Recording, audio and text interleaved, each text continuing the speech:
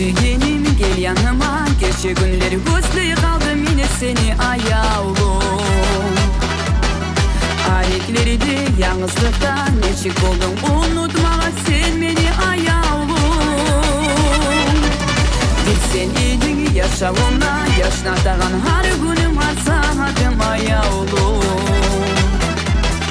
Sağın şüslerin hayli gidip yüreğime yazdırağın seni atın. Gel yanıma gel sügenim, unutayı kaçay tığın sözlerini. Esini alıp sen atınları göz yaş dolu bozlay kalgan gözlerini. Her sözümle birbirletip uzak geçemeni kayıtara biçemem. Gel azizim gel yanıma, geçkenin beni de senden geçemem.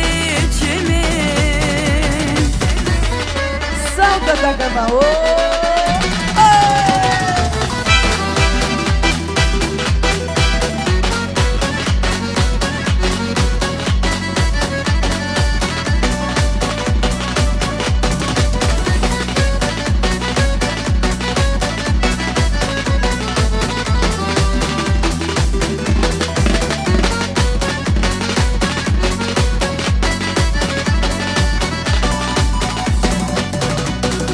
Yaz kuz getirir aramızda, soğuk düşer areklerde yaşasan ayağım.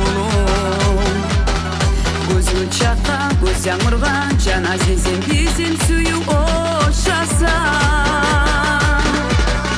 Birçe bulur, birçe yaşan, birbirine yürek sırlar süydüm oylar açayım. Azizimsin ayarıkta, aylan